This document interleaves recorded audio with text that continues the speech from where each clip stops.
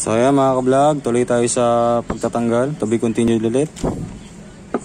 Yan, alisin natin yung clutch housing na to, clutch holder, yung sa clutch bell, pati iba pa mga pyesa na pwede matanggal dito sa part na to. So nag-prepare po ako ng special tool tsaka iba pa mga gamit. Yan.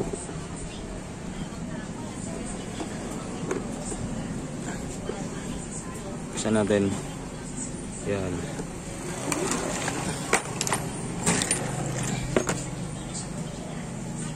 So nag-prepare po ako ng impact wrench na cordless. Make sure na na-charge tong baterya na to. So ayan, kanyang battery, kanyang cordless impact wrench. Then nag-prepare po ako ng tong castle nut type na socket, just in case. Then yung extender, yung socket na to na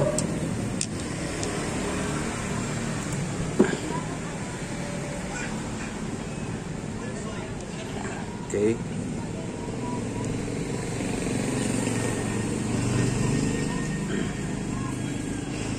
$12mm tsaka 10mm na socket.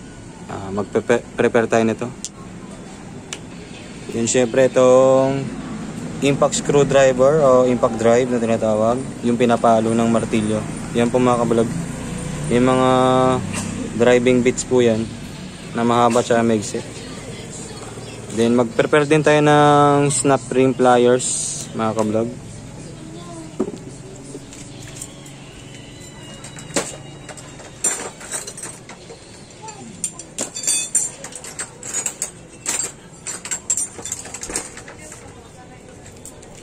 Ito mga ka-vlog, yung snap ring pliers, yung pangtanggal ng circlip o retainer na maliit o malaki man.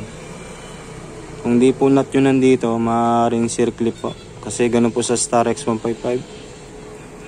Usually dito ang ginagamit, circlip.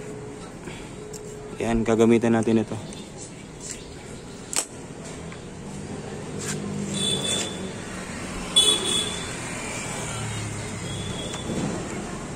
So unahin muna natin to mga ka-vlog, itong isa. Sukatin muna natin gamit ang driving bits. Ayan. So, susubukan natin gamitan ng impact drive. So, i-reverse natin yung mga ka-vlog. Kapain natin. So, subukan nyo ikot-ikutin to.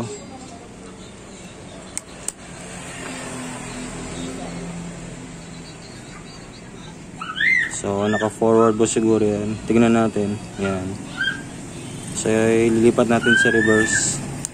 Yan. So, ayan. So pag yan nandyan sa, patandaan nyo lang palagi yung palatandaan na to. Pag nandyan sa L yung bilog na to, so ibig sabihin pag magtatanggal tayo nito is pakaliwa o counterclockwise. Yan. So gagamit po tayo syempre ng hammer o martilyo mga ka-vlog. Huwag natin kalilimutan. Pag gumagamit tayo nitong impact drive na to, gamitan natin ng martilyo palagi, okay? Kasi yun naman talagang use nyan. So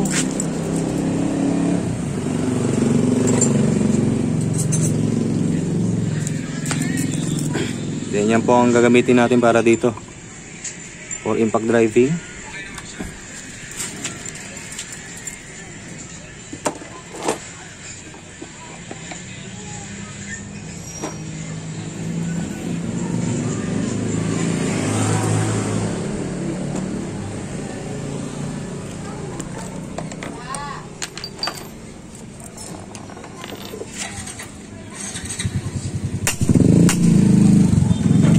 Maluwag agad mga ka-vlog.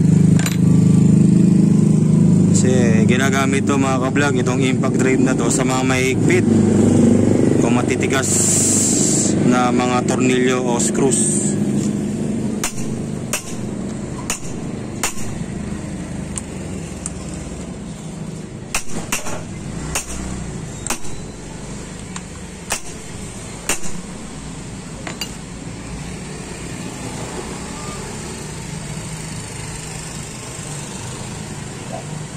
So counterclockwise ang pagtanggal ng mga tornilyo o screws. Kagaya nito, tanggal na yung isa. At ingatan natin, itago natin na maigi. Yun.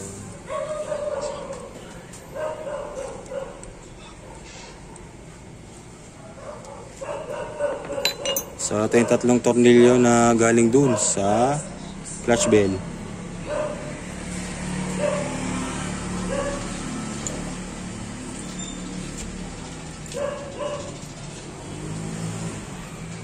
So ito yung takip. So tingnan natin mga ka-vlog yung itsura. O yan. So itago din natin itong pyesa na to.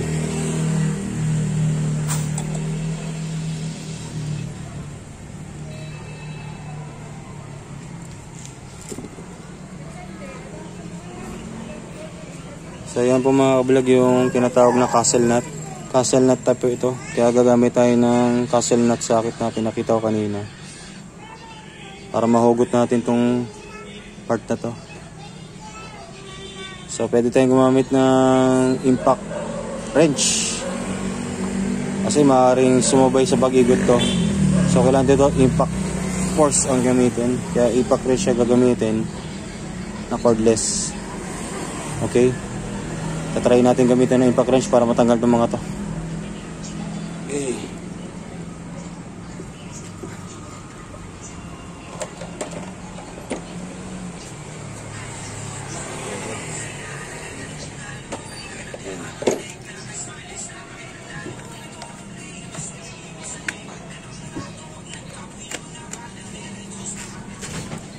So demo tayo.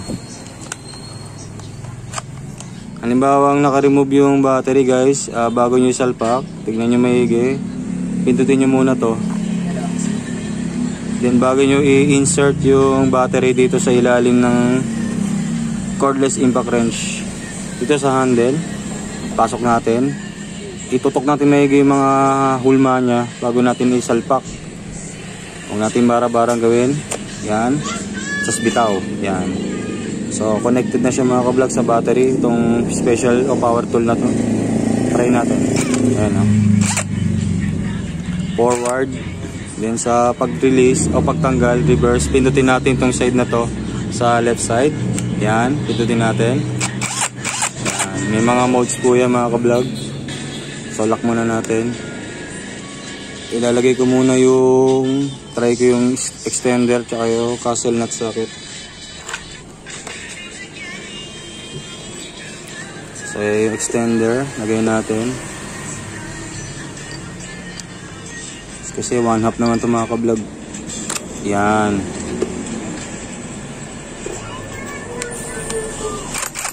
Yan.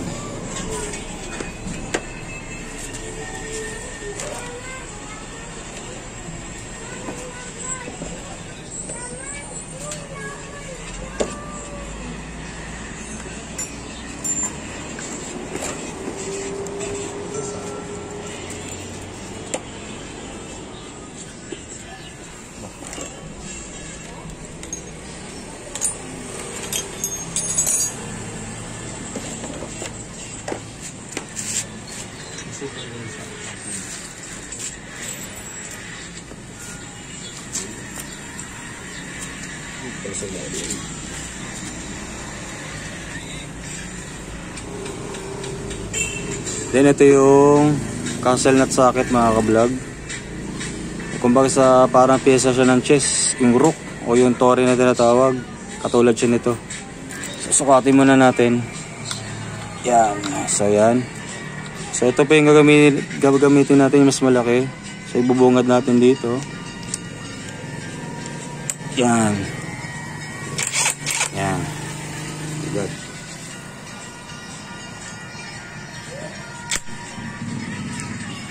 So reverse mode po tayo para sa pag-release. So medyo matalsik. Siguro natin.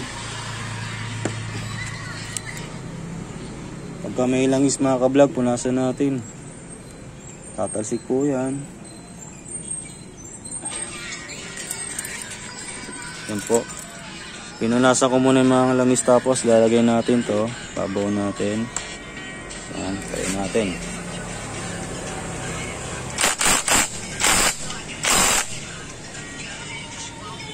Hindi natin kung lumuwag.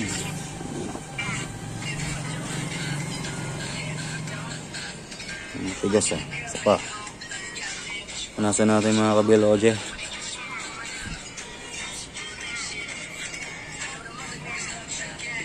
Hindi ko sure kung lumuwag na yung castle nut na nasa loob nitong clutch bell. Isang bira pa. 1, 2,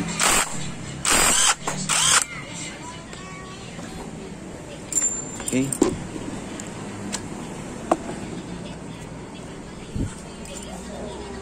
Yan, maluwag na mga ka-vlog.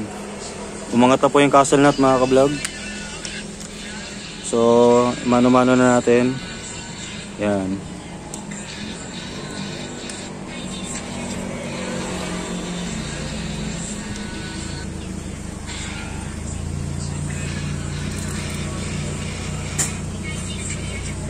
So, hihilahin ko. Yan o. Umangat na po yung castle nut tsaka itong pyesa na to. So, release na po siya.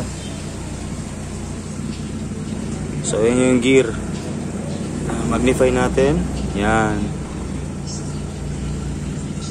Hindi ko lang alam kung ilang tit yan. Bibilangin na lang natin mga ka-vlog. So, set aside natin to. Kung natin wawala yung castle nut mga ka-vlog. Lagay natin dito sa pwesto na to. Yan. Okay.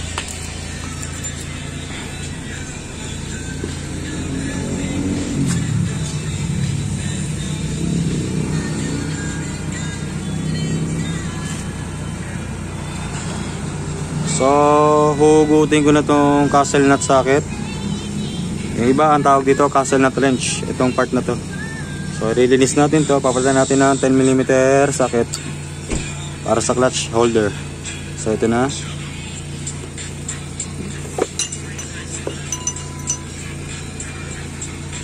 So, yun yung 10mm. Lalagay natin dito sa extender ng socket wrench. Ngayon balik natin sa impact wrench na to. Ayan. Ilagay lang na maayos mga ka-vlog. Huwag bara-bara. Ayan. Testing. Ayan.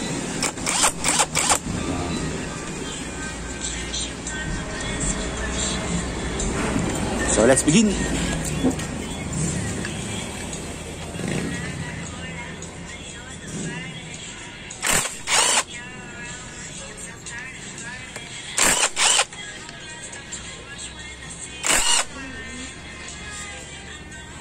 So close natin. Close up natin yung view.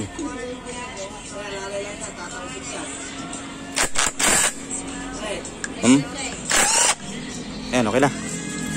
Yan, mga ka-vlog. Salamat sa impact wrench ni Jer Castillo. Yan. Ay, isa loob? Oh?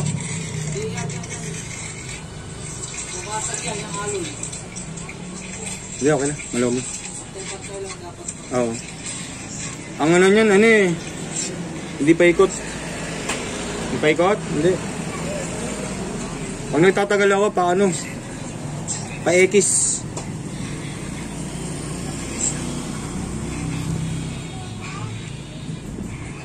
Maganda nga dyan, sabay-sabay pre. Meron nun pre sa mga machine shop mismo. Yung sabay-sabay siya pre, apatan. Apatan na ano. Yung sa pagawan mismo. Galing. Yan eh, tinutulak. Ano siya, machine, special machine. Sa kotse ganun. Pagka ano. Sabay-sabay yan. Tanga, daming sakit. Siguro 4, 8, nakabang. Pag inoperate yun, sabay gumagana. Kaya pagtanggal nun, 11. Kita ko yun sa ano, sa YouTube eh. Oh? Kasi mag-ano kami, kaya inaano ko. Para lang pag nakalimutan. Alam namin ni balik, oh. Pag nakakalimutan eh. Star X sir, 155. Ano, Motor Star?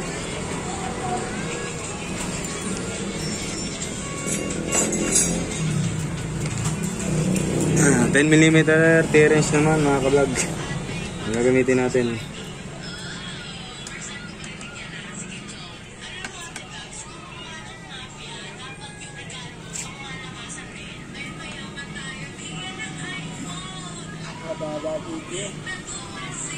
Oo.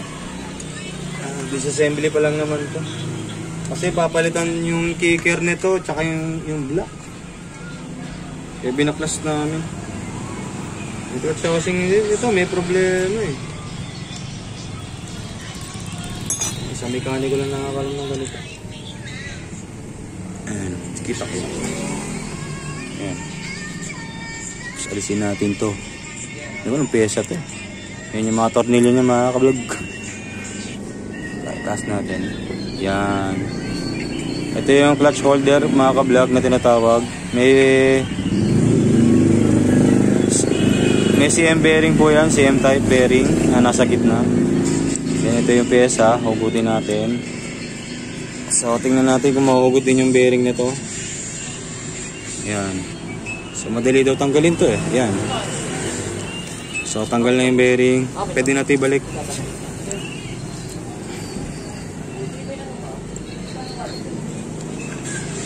Balik muna natin mga ka-vlog. Baka mawala. Then ito mga tornilyo ng clutch holder na tinanggal ko. Tsaka iba pa. Iingatan natin ng mga ka-vlog. Huwag natin misplace kasi manghirap. Then yung clutch spring nya. Yan. Pwede na natin alisin. Yan. 1, 2, 3, 4. So 4 pieces po yung clutch spring yan. Of course. So mag-provide po tayo ng mga lalagyan mga ka-vlog. Pwede naman po yun.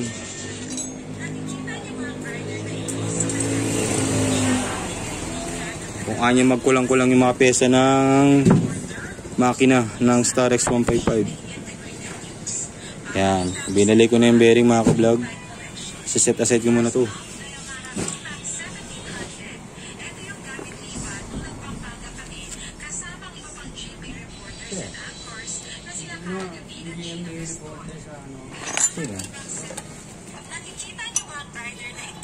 Bernadette Reyes, oo, rider yan. Hindi na rider yan. Ito si... pangalan nito?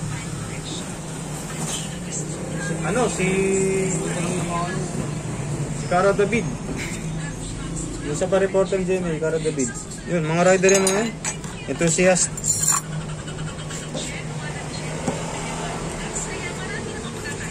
Okay, to be continued ulit. Charot. So, continuation tayo. Ayan, yan yung circlip mga ka-vlog na tinatawag. Yan sinasabi ko kanina dito sa clutch housing.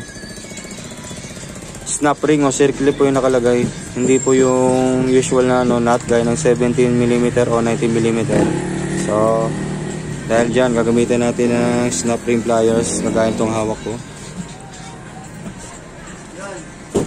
So, ingat lang, tumatalsik po yan pag napabayaan. So, paano ko muna yung camera?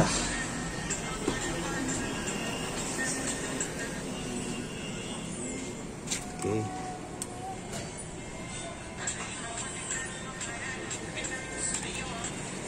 So, pwede natin iharang yung kamay mga ka-vlog para kung sakaling tumalsik, hindi po siya mapapalayo sa pagtalbog. Hindi mawawala.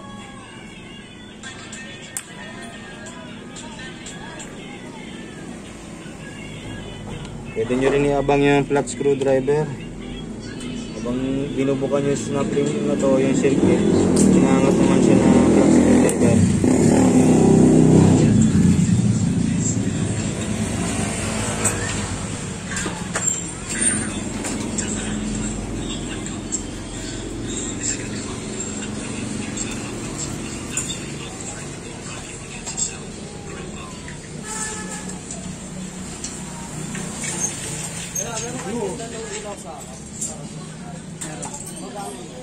Na maganda.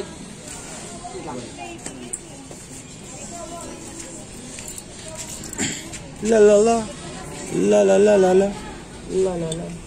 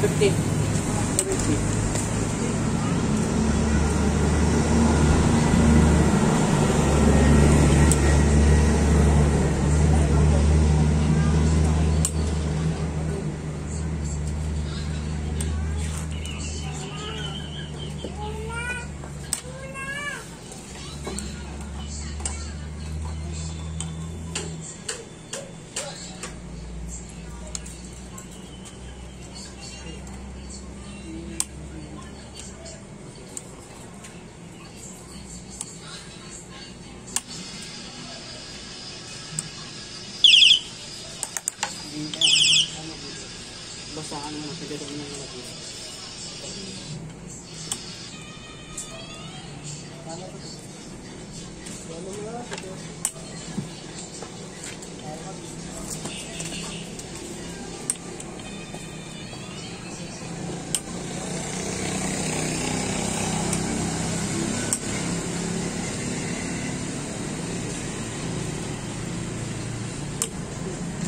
Dito lang.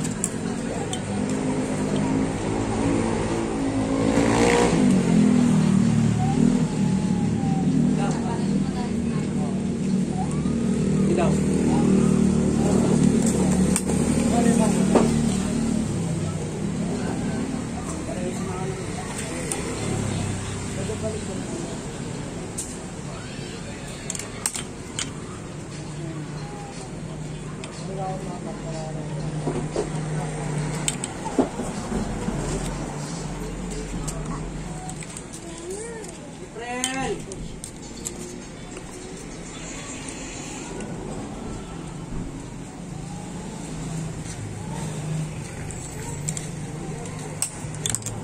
Ben.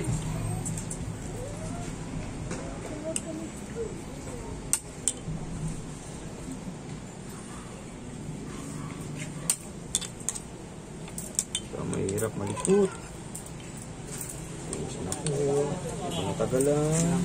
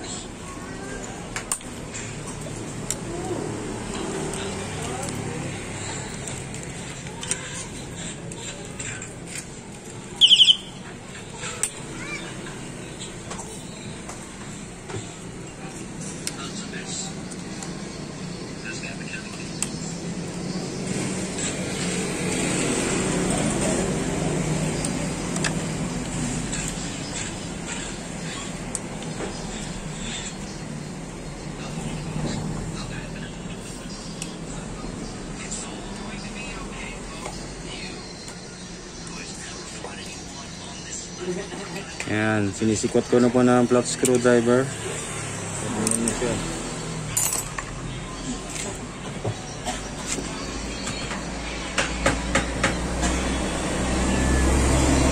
Ayan na. Tanggal na po guys yung seal clip o snap ring na to, yung hawak ko. Ayan. So tanggal na siya.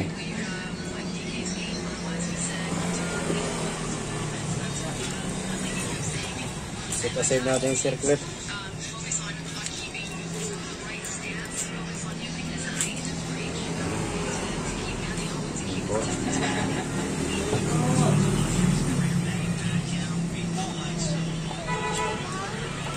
So, gutin natin yung mga clutch lining kasama yung clutch hub tsaka pressure plate.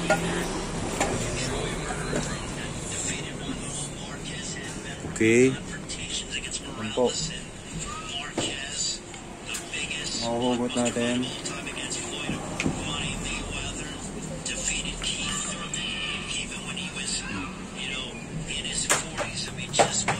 Yan po mga ka-vlog.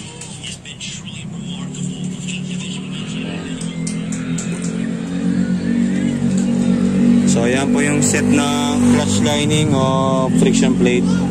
Nandyan din sa loob yung sa pagitan yung clutch plates. Then yung clutch hub tsaka yung pressure plate. So check natin isa-isa.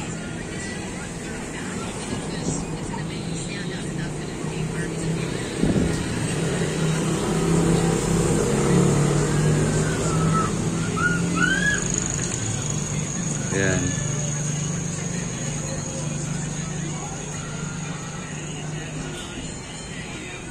So mukhang okay pa naman guys yung clutch lining ha. Hindi ko sigurado kasi hindi pa naman totally flatten yung square shape ng ng clutch lining nito. Kung makikita nyo, medyo makapal pa eh. Makikita sa grot o pagitan ng mga hulma na to okay pa. Medyo malalim-lalim pa. Yan.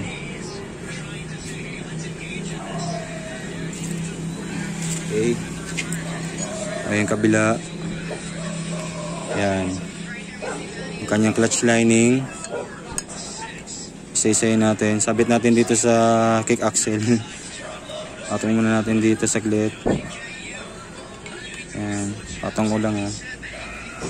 I-check ko muna guys yung mga clutch lining tsaka clutch plate. Then check natin tong clutch plate.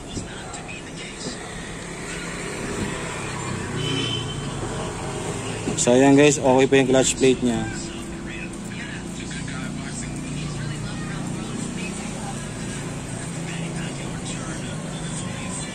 So may ganyan, meron siyang mga tuldok o dots pati sa kabilang side. So may mga tuldok-tuldok pa siya nakikita mga guys, visible pa siya. So magagamit pa tong clutch plate na to. Kasi ang pagkakaalam ko, pag totally wala na yung mga tuldok o dots, siyempre putput na yung pagkaganon, so di na siya magagamit. Palitin na po yan. So set aside ko to, lagay ko dito. So yung sequence guys, gaya na sinabi ko, yung pagkakasunod-sunod. So alternate yung paglalagay ng clutch lining tsaka clutch plate. So ganun din dito sa isa pang clutch lining, okay pa siya para sa akin. So comment na lang po kayo kung ano, mag-suggest po kayo kung kailangan palitan. Beginner pa lang tayo sa ganitong larangan. Kagaya ko. Yan. So another clutch plate ulit.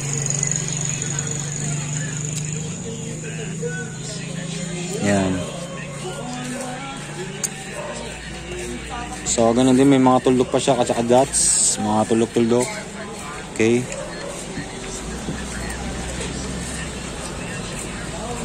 Clutch lining ulit. Ayan. Check lang yung condition ng clutch lining guys. Sa mga magagaling dyan, comment down below. Yan. O, clutch plate ulit. Ayan. So as usual po, may mga tuldok siya o mga dots na visible po siya mga ka-vlog. Clutch lining ulit. Ayan.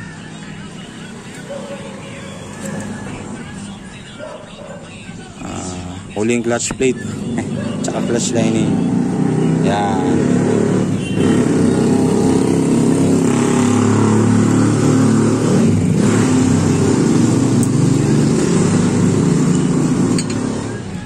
So ang clutch lining mga ka-vlog 5 pieces po. Then yung clutch plate po is 4 pieces lang mga ka-vlog. So okay. Check naman natin yung clutch hub. So ayan mga ka-vlog, gamit na siya kasi malalim na yung kanal. May kahid na po siya, kitang kita na yung kanal niya dito sa side na to. Halos katumbas na po siya ng kapal ng isang clutch lining o ng clutch plate mga ka-vlog. So technically magagamit pa naman to eh. Pwede kang magdagdag pa ng isa pang clutch lining mga ka-vlog, para kumapal yung palaman niya sa loob. So much better kung may pera kayo, palitan nyo na ng panibagong clutch hub. Siyempre part na rin yung pressure plate na to. So ayan. So nakakatawa dito yung mismong pressure plate na to yung hawak ko. O yung tinatawag din tong clutch wheel. Clutch wheel din ang tawag dito mga ka-vlog sa part na to.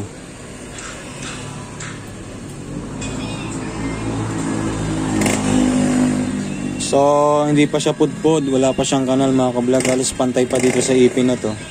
Ayan.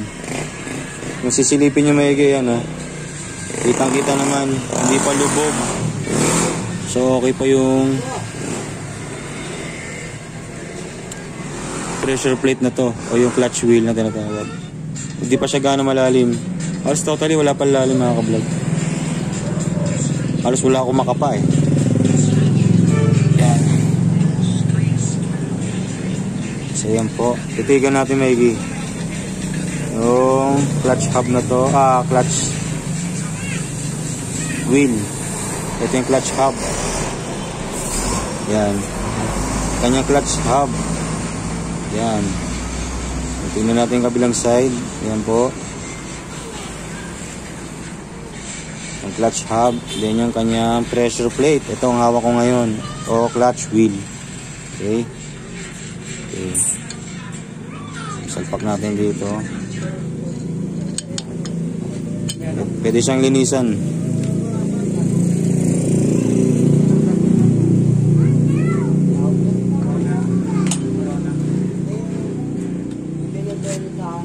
So ingatan po natin yung mga piyesang tinagal natin, kagaya ng mga clutch lining, clutch plate, pressure plate, tsaka clutch hub. So ito na yung pinaka the best na dapat matanggal. Parang ganun, no? Bottom bracket. Ito, ganito. Ang kanyang clutch housing. So sa catalog ko guys, tinatawag din tong primary driven comp.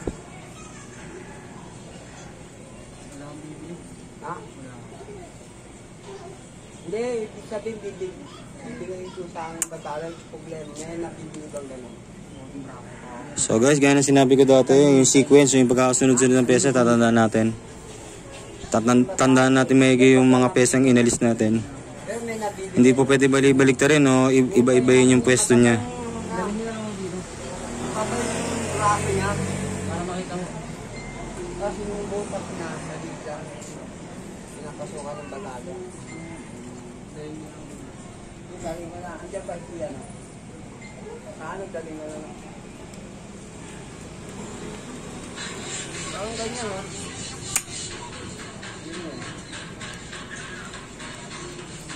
Ang BMX, eh. Kawasaki 2023 updated price. TH to 920,000. Today to 1,718,000. 1,000 R 710,000. 900 SE 602,000. Kawasaki 2023 updated price. TH to 920,000. Yung collar, naglalak.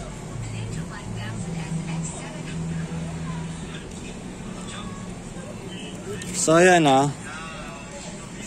experience lang to kasi kung nakikita nyo yung collar na yan, yung may ipin-ipin, parang sa engine sprocket guys, yung naglalak dun sa sprocket ito. Pagka hindi mahugot, halimbawa hindi mahugot yung clutch housing na to, kanina ginagawa ko, ipihit nyo lang to ng konti yung collar na to, yung may mga ipin-ipin sa gitna, iikot nyo siya hanggang sa sumakto dito sa kanal para sa para mahugot. Yan, kagaya niya nahugot na siya. Yan. Parang sa engine sprocket, 'di ba sa engine sprocket ganyan din ang itsura eh. So yung washer niya na nilalagyan ng tornilyo, yung nagsisibiling lock para di matanggal yung engine sprocket. So ganoon ang itsura dito, parehas lang sila. So hugutin natin. Yan. So yun yung sequence. Sa clutch housing, nakaibabaw yung collar na to. Itong bilog. Yan. Alisin natin. Yan mismo. So, check natin yung clutch housing mga ka-vlog.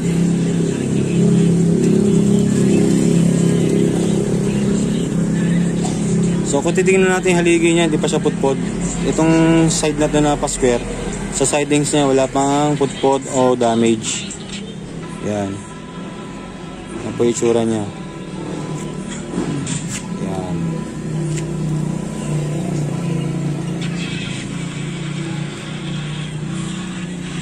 Yan po.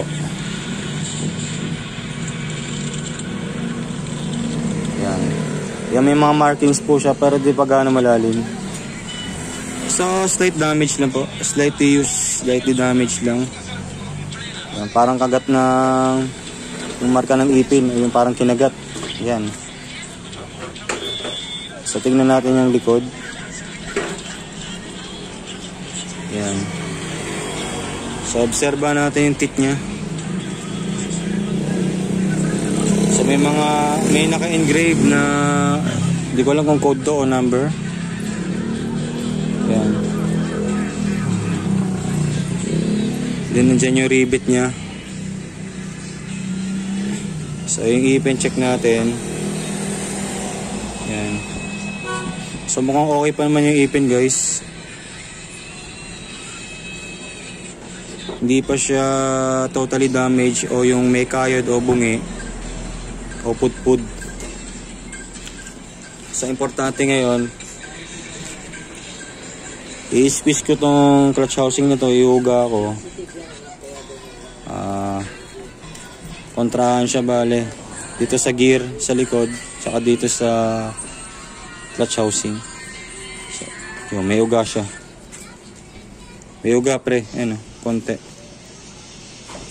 Yan. Yan po mga ka-vlog, may uga po.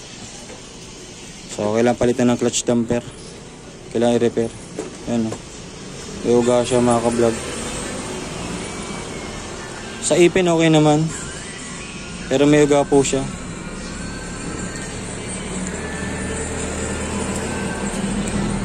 Kung di ako nagkakamali, 73 teeth ata itong mga ipin na to. 73 teeth yung total teeth niya ng clutch housing na to. Sa Starex 155. Yan.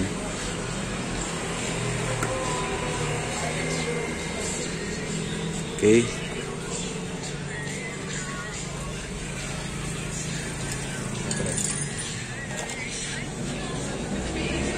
May ilalim yung isa eh.